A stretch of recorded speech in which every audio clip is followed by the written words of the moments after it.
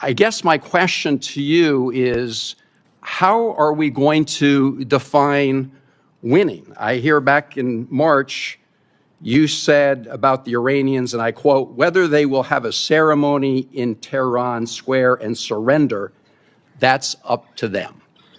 So my question, Mr. Secretary, reopening the Strait of Hormuz is necessary in order for us to win, right? That's just a simple yes or no question. You asked me what the overarching objective is, and I would say ensuring Iran never has a nuclear weapon. That's been clear from the president from day one. That's why Midnight Hammer was undertaken, to obliterate their nuclear sites. That's why we're watching their nuclear sites. That's why that was a part of negotiations, ensuring that the next generation of Americans don't have to deal with an Iran that wields a nuclear weapon. Since that's what you're leading with, Mr. Secretary, let me just say this. You said, after Midnight Hammer, and I'm quoting, our bombing campaign obliterated Iran's ability to create nuclear weapons, unquote. Clearly, that is not the case based on your testimony today. It's also a fact that the DNI, Tulsi Gabbard, testified in front of the Intelligence Committee that it was our assessment that Iran did not intend to restart its nuclear program. The President of the United States, just about a week ago, said Iran has committed not to develop a nuclear weapon, which, of course, is a commitment they've made for many years. We need to enforce that. That's what we are doing under the JCPOA. Thank you, Madam Chairman.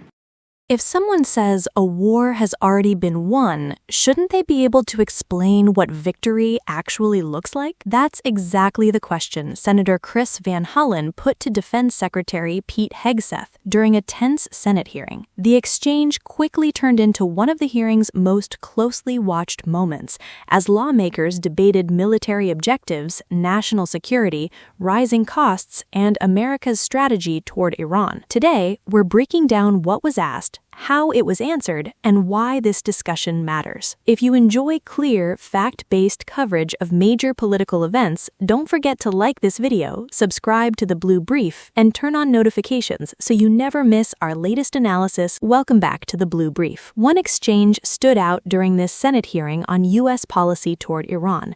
Senator Chris Van Hollen repeatedly asked Defense Secretary Pete Hegseth to define what it means for America to win in Iran.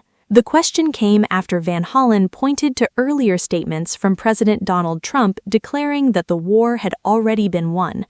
The senator argued that if victory had already been achieved, the administration should be able to clearly explain what that victory looks like today. Van Hollen. Thank you, Madam Chair. Secretary Rollins, the Beltsville Agricultural Research Center in Maryland is one of the crown jewels of agricultural research in the United States. And my question is simple. Can we find some time to get together in the coming weeks to discuss the situation there? Absolutely, yes. Thank you, Madam Secretary. Yes. Let me turn to the Iran war. We recently lost 3 American heroes. That brings the death toll for American soldiers to 18. 1 is still missing. Hundreds have been injured. That's on top of the civilian death toll throughout the region that now stands at several thousand, including the over 150 people killed in the bombing of an elementary school in Minab in Iran. Meanwhile, the Strait of Hormuz is closed. Gas prices today in the United States again spiked above $4 a gallon. And that will also continue to push up costs for groceries and other things that families buy. Secretary Hegseth, you said in your opening statement the best way to ensure peace is to prepare for war, and I agree with you about deterrence. I would also submit that the best way to ensure peace is not to start wars, because wars are a lot easier to start than they are to end. General Kane, I heard your testimony saying Iran will continue to be a challenge. And I think it's pretty clear that that is, in fact, the case. And, General, in order for you to develop a military strategy to accomplish a particular objective, you obviously need to know what those objectives are, right? Yes, sir. It all starts with what is the political objective, and from that we derive military objectives that support whatever that end state is. And as you say, that is a political objective. Yes, sir. So, Mr. Secretary, you've talked a lot about winning.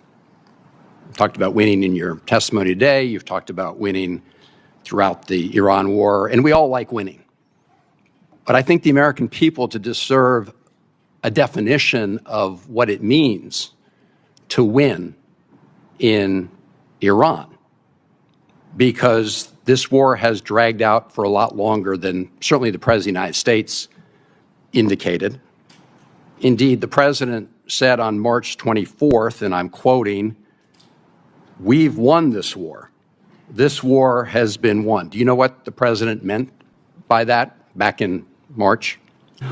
Well, Senator, I would just note that militarily, I mean, Iran has been completely overmatched and crushed from the beginning, militarily. Their capabilities are nowhere near ours.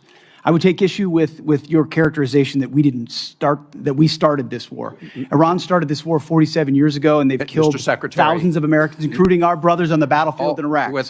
Iran has been targeting us for a long time. Mr. Secretary, we didn't start it, they did. Let me just ask you this, since you said that what the President meant by his statement on March 24th, I think that we had sort of defeated Iran militarily.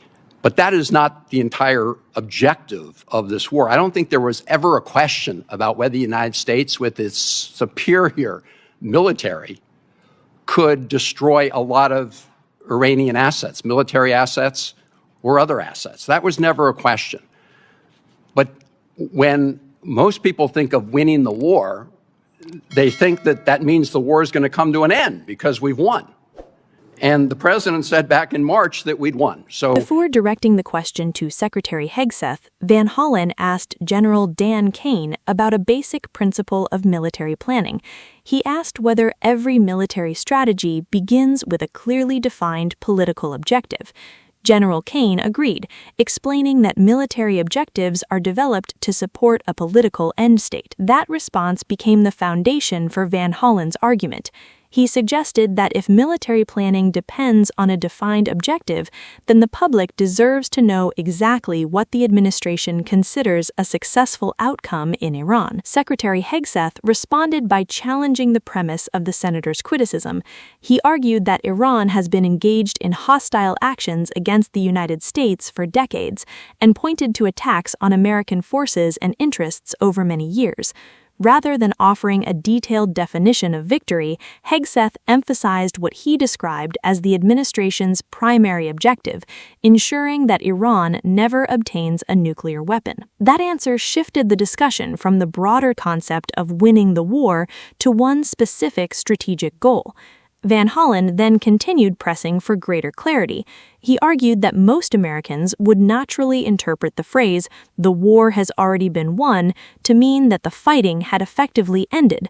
Since military operations and regional tensions were continuing, he questioned how the administration defined success. The senator also asked whether reopening the Strait of Hormuz was necessary to achieve victory. Instead of answering that question directly, Hegseth returned to the administration's focus on Iran's nuclear capabilities and referenced Operation Midnight Hammer, saying its purpose was to strike Iran's nuclear infrastructure and reduce the threat. Senator Coons. Thank you, Chairman Collins, Ranking Member Murray. Thank you, Secretary Hegseth, Secretary Rollins, General Kane, for your service. I want to start with the things I know we agree on. We agree that we should honor our fallen, that we should stop and remember them and console and comfort their families, that we should be mindful of the hundreds of Americans who've been wounded and injured in this war in Iran. General Kane, your observations about how our adversaries are aligning more and more closely. Technology is accelerating, and cheap and lethal and easily accessible drones pose greater and greater risks to our troops, our homeland, and our security. And Secretary Hegseth, that we need to protect our troops wherever our president directs them, that we need to protect our partners and allies, and that the dangerous radical Iranian regime should never possess a nuclear weapon. I think we agree on all of these core basic points. Where I think we may disagree is on this supplemental and on the strategic choices made to achieve some of these core goals. We're 143 days into a war with Iran, a war of choice that we started with Israel, but did not include, consult, or incorporate our core allies, our NATO allies, our regional allies, the American people, and Congress. And the reason to consult and include our allies and Congress and the American people is so that when the costs and the length of a war extend beyond what we'd initially imagined, the American people and their representatives in Congress understand that sacrifice and can continue to support it. I think your first strategic mistake was to not consult the American people in Congress and make a clear case for the reasons behind this war. There have been many, lots offered, and I think our military has executed on the core missions: attack ballistic missile sites, sink the Blue Water Navy, attack their proxies, constrain their capacity. But I frankly think it was entirely foreseeable that Iran would close the Strait of Hormuz, would use cheap, lethal, widely available Shahed drones that they've led the world in manufacturing to attack our bases, our troops, our partners and allies, and impose real costs. Higher costs in fertilizer, in fuel, higher costs for the world, and tragically, increasingly higher human costs for us and for our troops. So, two questions, two general lines of questioning, if I could.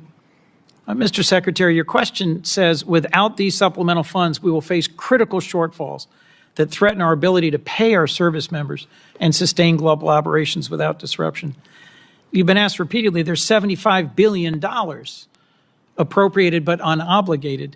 Can we really not avoid critical short-term shortfalls? What does that mean about the budget management within the department in terms of unexpected and unbudgeted wars?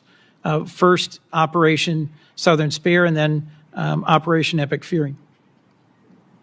I would just note, I was sort of updated, 95% of that One Big Beautiful Bill funding will be allocated by the end of September in accordance with congressional intent. So these are things we said we would spend, and we told you we would spend them on, and we plan to spend them on those things by the end of September. So this is a new request based on new realities of a world we face, stepping up to meet that moment. And forgive me, Mr. Secretary, but that's news to me, that $75 billion will be out the door, allocated and spent by September. And I was simply questioning how we have ships running out of fuel in the open seas and planes being grounded. And I didn't say ships were running out of fuel in open seas or planes were grounded. I'm saying we have to make trade-offs. And maintenance accounts are running everything out our of money. troops need on the battlefield, they're getting in spades and beyond. It's ultimately looking into the future. Can we invest above and beyond that, the types of munitions, fast enough as we upgrade and modernize our force? That's what's at issue here in this $1.5 trillion, this supplemental, and any other additional funding that comes. Two quite different things: a $1.5 trillion base budget request and a now $76 billion supplemental.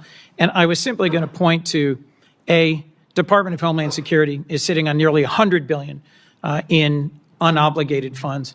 You haven't requested reimbursement for the frankly, billions of dollars the department has spent on law enforcement. Second, we requested reimbursement and are getting a substantial reimbursement from DHS.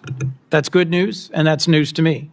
And frankly, as we reflect on the service and sacrifice of those who put their lives on the line of this war, one of the things I've raised over and over and over is the ways in which this administration has dragged its feet on partnering with Ukraine in order to deploy the best-in-class sensors, detectors, and counter-drone systems to protect everything from Dover Air Force Base to our bases in the region, to our troops, to our partners. I want to see you focus on accelerating the defense of our troops and our nation, focus on accelerating the defense of our troops and this region, and a strategy that has a real chance at succeeding at the goals that we agree on, because the strategy followed, I think, has no credible likelihood of success. Van Hollen responded by pointing to Hegseth's earlier public statements, describing the operation as having obliterated Iran's nuclear capability. He argued that if preventing Iran's nuclear program remains an ongoing objective, then questions naturally arise about how complete those earlier claims were. The senator also referenced previous intelligence assessments and recent public statements regarding Iran's nuclear intentions, arguing that diplomacy and verification remain important parts of the broader discussion. The hearing then expanded beyond military objectives. Senator Chris Coons raised concerns about the administration's overall strategy, questioning whether Congress, U.S. allies, and the American public had been sufficiently consulted before military operations expanded. He also questioned the need for additional defense funding while asking how the Department of Defense planned to manage resources during an extended conflict. Secretary Hegseth defended the supplemental funding request, arguing that evolving global security challenges require additional investments to maintain military readiness, strengthen deterrence, and modernize U.S. capabilities. Throughout the exchange, both sides agreed on one important point. Preventing Iran from acquiring a nuclear weapon remains a major U.S. national security objective. Where they differed was how success should be measured, how clearly those objectives have been communicated, and whether current strategy is achieving the intended results. The hearing ultimately highlighted a broader debate that extends beyond one administration or one conflict. How should military success be defined? Should victory be measured by battlefield achievements, political outcomes, long-term regional stability, or a combination of all three? Those questions remain central to discussions about U.S. foreign policy and military strategy. As lawmakers continue debating America's role in the Middle East, exchanges like this one demonstrate the importance of congressional oversight and public accountability in shaping national security decisions. Whether viewers agree with the administration, the senators questioning it, or hold a different perspective entirely, defining clear objectives remains an essential part of evaluating any military campaign, and that is likely why this hearing attracted so much attention. What did you think about this exchange? Did Secretary Hegseth clearly explain the administration's objectives, or do you believe more specific answers were needed? Share your thoughts respectfully in the comments below. If you found this breakdown helpful, please like this video, subscribe to the Blue Brief, and turn on notifications so you don't miss our future coverage of major political hearings and national security developments. Thanks for watching, and I'll see you in the next one.